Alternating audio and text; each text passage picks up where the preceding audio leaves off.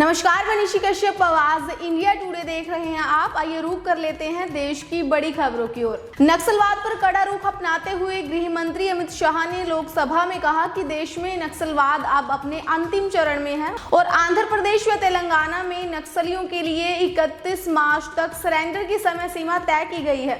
वहीं देश में पहली डिजिटल जनगणना की तैयारियां अंतिम दौर में हैं, जिसका पहला चरण 1 अप्रैल से शुरू हो सकता है। उधर पश्चिम बंगाल में चुनावी हलचल तेज हो गई है, जहां चुनाव आयोग ने 173 पुलिस थानों के प्रभारियों का तबादला किया है और प्रधानमंत्री नरेंद्र मोदी जल्द ही कूच बिहार में अपनी पहली रैली कर सकते हैं।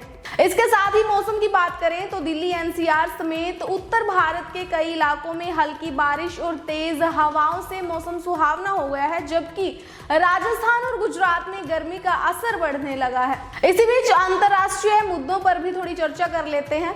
ईरान इजराइल के बीच तनाव लगातार बढ़ता जा रहा है, जहां खाड़ी क्षेत्र में दुबई और यूएई के पास तेल टैंकरों पर हमलों की खबरें सामने आई है। वहीं इजराइल ने दावा किया है कि उसने हिजबुल्लाह के एक डिप्टी कमांडर को मार गिराया है। अंतर्राष्ट्रीय स्तर पर एक और दुखद खबर में सुरीनाम के पूर्व राष्ट्रपति चंद्रिका प्रसाद संतोखी का 63 वर्ष की आयु में निधन हो गया है, जबकि पाकिस्तान से खबर है कि जैश-ए-मोहम्मद के सरगना मसूद अजहर के भाई की मौत हो गई है। हालांकि इसकी आधिकारिक पुष्टि अभी बाकी है। खेल जगत की बात करें तो आईपीएल 2026 में मुंबई इंडियंस ने कोलकाता नाइट राइडर्स को वानखेड़े स्टेडियम में हराया। वहीं राजस्थान रॉयल्स ने चेन्नई सुपर किंग्स को 8 विकेट से मात दी। अब बात करते हैं मनोरंजन जगत की। मनोरंजन जगत में फिल्म रामायण का ट्रेलर यू सर्टिफिकेट के साथ पास हो गया है, जबकि धुरंधर 2 बॉक्स ऑफिस पर शानदार कमाई कर रही है। इसके अलावा आज देश भर में महावीर जयंती मनाई जा रही है। हालांकि कई राज्यों में बैंक अवकाश के बावजूद आरबीआई के निर्देशानुसार एजेंसी बैंक वित्त वर्ष के अंतिम दिन होने के कारण खुले रहेंगे। नमस्कार, मैं हूं अंकिता और आप देख रहे हैं आवाज इंडिया टुडे।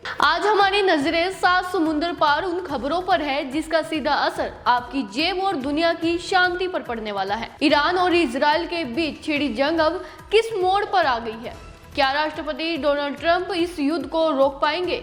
अगले 2 मिनट में देखिए दुनिया भर की वो खबरें जो अब सुर्खियों में है। सबसे बड़ी खबर अमेरिका से है। राष्ट्रपति डोनाल्ड ट्रंप ने ईरान को एक आखिरी चेतावनी दी है। ट्रंप ने कहा है कि या तो ईरान युद्ध खत्म कर दे, नहीं तो अमेरिका ईरान के बिजली घर और बड़े ठिकानों पर हमला कर सकता है। हालांकि अच्छी बात यह है कि ट्रंप शांति की भी बात कर रहा है। दूसरी ओर इजराइल ने ईरान की राजधानी तेहरान के पास कई हवाई हमले किए हैं।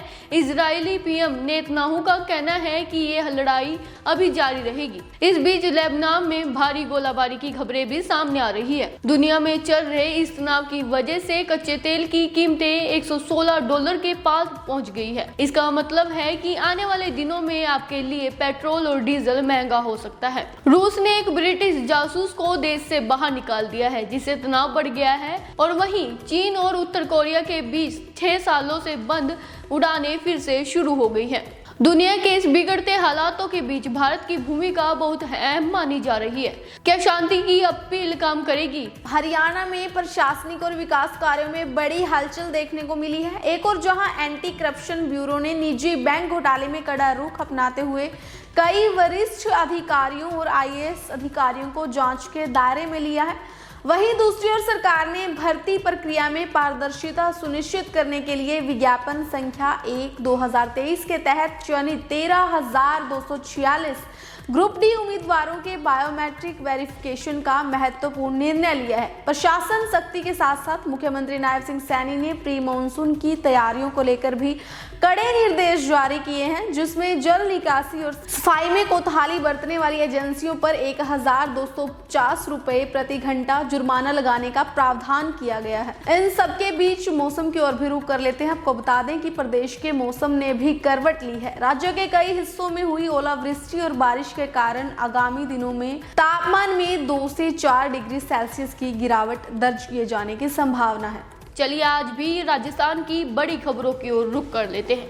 राजस्थान में मार्च के अंत के साथ ही तापमान में भारी बढ़ोतरी दर्ज की गई है। बाड़मेर, फलोदी और जैसलमेर में तापमान 42 डिग्री के पार पहुंच गया है। मौसम विभाग ने आगामी 48 घंटों के लिए पश्चिम राजस्थान में लू का येलो अलर्ट जारी कर दिया है। प्रशासन ने दोपहर 12 से 4 बजे के बीच बेवजह बाहर न निकलने की सलाह दी है। आज राजधानी जयपुर के सवाई मानसिंह स्टेडियम में राजस्थान रॉयल का मुकाबला होने जा रहा है। मैच को लेकर पूरी गुलाबी नगरी में ट्रैफिक पुलिस ने विशेष रूट चार्ट लागू कर दिया है। सीमा सुरक्षा बल ने जैसलमेर और बीकानेर बॉर्डर पर अपनी चौकसी बढ़ा दी है। ड्रोन पर नजर बनाए हुए है। हाल ही में सीमा पार से संदिग्ध ड्रोन गतिविधियों के बाद एंटी ड्रोन सिस्टम को एक्टिवेट कर दिया गया है और सर्च ऑपरेशन भी जारी है। बॉर्डर के नजदीकी गाँव में पुलिस और बीएसएफ का संयुक्त सर्च ऑपरेशन चलाया जा रहा है। राजस्थान से गुजरने वाले दिल्ली मुंबई एक्सप्रेस के नए हिस्सों पर काम की समीक्षा भी की जा रही है। झीलों की नगरी उदयपुर और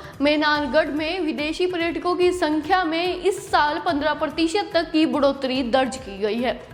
जैसलमेर में विदेशी पर्यटकों को बढ़ावा देने के लिए स्थानीय स्तर पर सांस्कृतिक कार्यक्रम का आयोजन किया जा रहा है। हिमाचल प्रदेश की बड़ी खबरों की ओर भी रुख कर लेते हैं। बता दें कि हिमाचल प्रदेश में इन दिनों राजनीतिक और प्रशासनिक गतिविधियों में काफी तेजी देखी जा रही है। प्रदेश विधानसभा ने वित्तीय वर्ष 2026-27 के लिए 58,830.67 करोड़ का संशोधित बजट ध्वनिमत से पारित कर दिया है, जिसमें मुख्यमंत्री सुखविंदर सिंह सुक्खू ने शिक्षा क्षेत्र के लिए 8,848.86 करोड़ का भारी भरकम आवंटन किया है। इसी बीच प्रदेश के राज्यपाल कविंद्र गुप्ता ने दिल्ली में प्रधानमंत्री नरेंद्र मोदी से भेंट कर नशा मुक्त और टीबी मुक्त हिमाचल जैसे महत्वपूर्ण अभियानों पर चर्चा की। दूसरी ओर राज्य में एंटी टैक्स को लेकर सत्ता पक्ष और विपक्ष के बीच जुबानी जंग तेज हो गई है। जहां विपक्ष इसे जनता पर बोझ बता रहा है, वहीं सरकार इसे संसाधन जुटाने के लिए जरूरी कदम मान रही है। प्राकृतिक मोर्चे पर लाहौल स्पीति सहित ऊपरी इलाकों में ताजा बर्फबारी और ओलावृष्टि के ऑरेंज अलर्ट ने बागवानों की चिंता बढ़ा दी है। हालांकि शिमला प्रशासन ने जनता को आश्वस्त किया है कि विषम परिस्थितियों के बावजूद प्रदेश में एलपीजी और पेट्रोलियम उत्पादों की आपूर्ति पूरी तरह सामान्य और सुचारू बनी हुई है। चलिए आज की पंजाब की बड़ी खबरों की ओर रुख करते हैं। आज मुल्लापुर के Maharaja Yadavindra Singh international cricket stadium में पंजाब किंग्स और गुजरात टाइटंस के बीच जोरदार मुकाबला होने वाला है। पंजाब के फैंस के बीच इसको लेकर भारी उत्साह भी देखने को मिल रहा है, क्योंकि टीम अपने ही घरेलू मैदान में खेल रही है। अब सबकी नजरें शुभमन गिल की बल्लेबाजी और पंजाब के गेंदबाजों पर टिकी है। पंजाब पुलिस ने प्रदेश में अपराध को जड़ से मिटाने के लिए गैंगस्टर त्योहार अभियान तेज कर दिया है। पिछले 48 घंटों में राज्य भर में 455 ठिकानों पर छापेमारी की गई।